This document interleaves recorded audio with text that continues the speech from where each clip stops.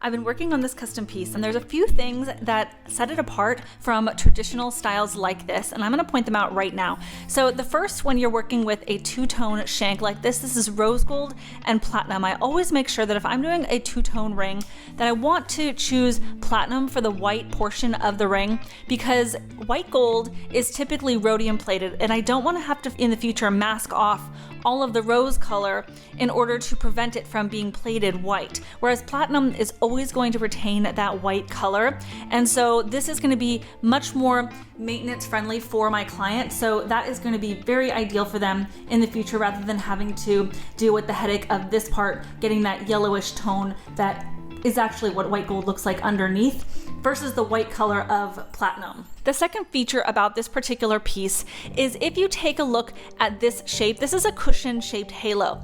What I also have is the cushion shaped diamond. Whenever I get a cushion shape, I actually recommend double claw prongs, but sometimes clients, they only want the single prongs. In case of this being a square shape, that's actually helpful because the corners have a little bit more of a corner than typical, even more rounded cushions have, and the girdle's fairly thin, so that shape is pretty easy to work with. Some cushions are more bulbous in nature and they have a bit more of an irregular cornered shape, so I really suggest double claw prongs, but because this has the halo for extra protection, we can in this case do single claw prongs for that center stone. So what I'm doing is making sure that I prepare the seat properly for this halo, because unless it's 100% symmetrical, it's going to have these certain facets on some sides that there aren't those facets on the other sides. And you want to make sure to cut the seat, if you truly want that seamless halo, you want to cut that seat so that it's going to accommodate for any areas that jut out into that halo. So that way you don't have any gaps on the high spots.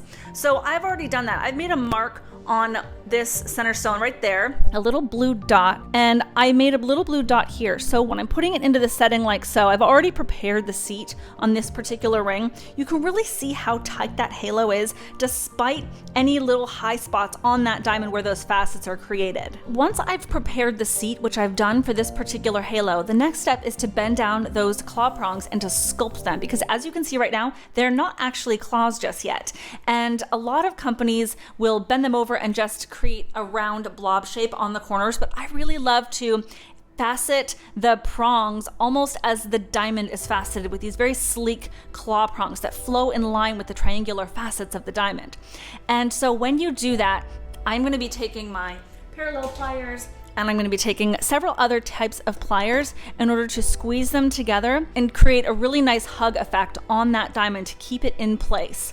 And I've carved out with my round burr a little area on each prong where it's almost like this little divot, which is where it's going to hug around that so-called corner of the cushion shape, because the cushion is shaped like a pillow, so it doesn't really have these firm corners like a princess cut square would, but this is going to hug it so that it is firmly secure in place. Now, whenever I have a halo, one of the goals is to not overpower that center diamond. I just want to enhance it. So we need to make sure that the halo shape, it's proportional, and the size of diamonds we're using are solely going to enhance that center diamond rather than look like it's overpowering it and making it trying to look like it's a bigger size than it actually is. I mean, this center stone is a 3.3 carat, so it's not as if we have to try to make it look any bigger than it is. It has a beautiful size on the finger. And this particular client wanted the shank to be fully round. And so by having it fully round, it is going to be more prone to catching on things simply because you don't have that bridge of metal leading up to that halo from here to here. And if you go with something like this, it is ideal if it's set a little bit more lower to the finger like this is. So you see the culet of the diamond, which is that very bottom point. It's as close to the finger as necessary in order to keep it lower profile. So this diamond ring isn't necessarily jacked up higher than necessary, but we do have to accommodate for the depth of a larger diamond such as this one. This client also wanted diamonds on the 4 stems underneath the halo, as well as that donut. So it's very sparkly, and right now it hasn't been high polished yet, but once I apply that, it's going to be incredibly sparkly, and just, the overall brilliance on this particular ring is just gonna be incredible. Something I do to maximize the overall brilliance on the setting is to set each of these diamonds incredibly close together. I really wanna make sure to do that because number one, you don't want there to be gaps in between the diamonds because you're gonna see a darkness which contrasts with the bright white of the diamond. I just wanna see seamless sparkle of white. And number two, if there are large gaps in between those diamonds, what happens is soap suds and lotion and dirt and pasta sauce, all things from life, get stuck in those grooves, and then you're gonna notice it even more. And that's the type of thing where when you first get it from the jewelry store, it's gonna still look bright and sparkly even if there's some gaps in there, but over time it's just not gonna look quite as sparkly long term. So something that my clients are always telling me is their ring just sparkles so brightly all the time, and they're always getting compliments on it, whether they're at the grocery store or at the bank or wherever they are. And so that's one of the reasons, because it's just very maintenance friendly when you pay attention to these key principles up front. And something else that I always want to make sure to do when you have a halo setting is to set that center diamond as close to that halo as possible. That's truly what allows for that seamless effect of sparkle on the finger. So my next step is to lay down these prongs and shape them by hand to be these gorgeous, sleek claws, and then it will be ready for the next step of the final polish. So in order to protect the sides from getting scratched up, I actually cover it in some tape, and I leave a little bit of a lip here so that way it's easy to come off, and that is going to prevent any additional scratches on that metal. And so then I'm going to line up the blue with the blue, that little blue dot on the side of the diamond with the little blue dot on the halo, which is right there. And now we are going to bring those prongs inward and hug that diamond. Beautiful.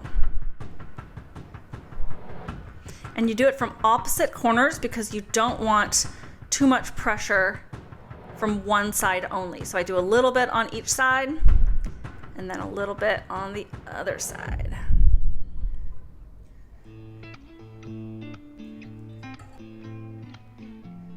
And so what those curved grooves are doing inside the prongs there, on the interior wall of the prongs, is it's hugging that diamond shape now. Even though there are single prongs and those corners are rounded, it's hugging that diamond. And so even just like this, even though the prongs are sticking up, there is a very small amount of metal holding in those corners, and so it's not actually moving now.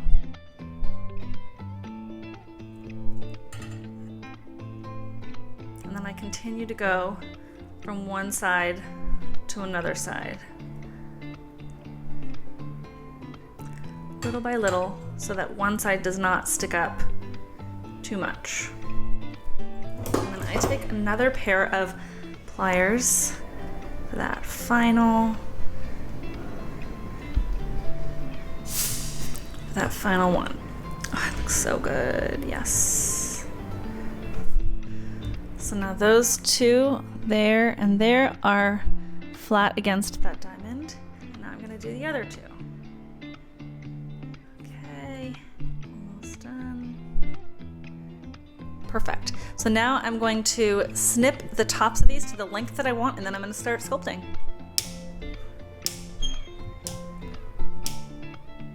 And one thing I really want to keep in mind when I'm sculpting these prongs is I want to minimize the chance of any fibers getting stuck underneath those prongs when she's wearing it. So it's annoying if you look at prongs and you see little pieces of fibers or hairs stuck up underneath the prongs, and it just means that there's a hairline gap between the prong and that diamond. And by minimizing that gap so that way the prong is completely laid down flat on that diamond is really going to diminish the likelihood of that actually happening on her ring, because then she just has to kind of peel them out from underneath the prongs, and it's not ideal. So whenever I'm setting a ring, I always take the finished ring and I run it along my sweater and a terry cloth towel, because I want to see if there are any spots that anything's going to catch, because it's really easy for me to make that quick adjustment here at my bench versus if I ship it to my client and then they're noticing things like that and they would have to ship it back, and that would be a pain for them. So I really want to ensure that the entire process of wearing the piece, not just receiving it but also wearing it, is very smooth and just joyful, full of sparkle and brilliance, rather than having to worry about something is wrong with it.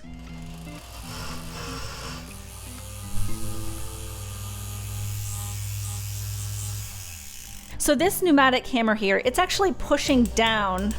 Can you see that?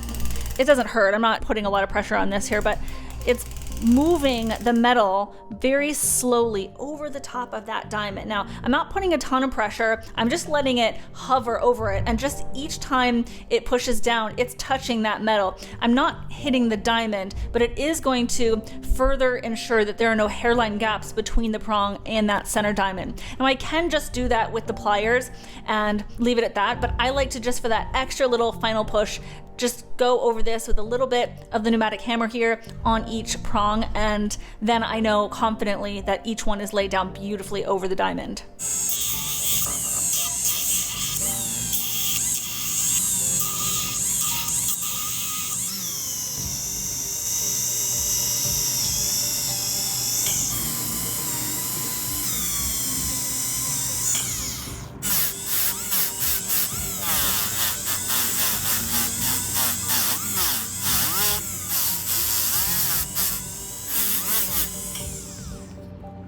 Now on next week's video, I'm going to talk about 5 design mistakes that would absolutely ruin an engagement ring, and they are very common. So don't forget to hit that notification bell when you subscribe so you don't miss out on any of these very important tips. And I'm Vanessa from Vanessa Nicole Jewels, where I create custom diamond rings for clients all over the world here.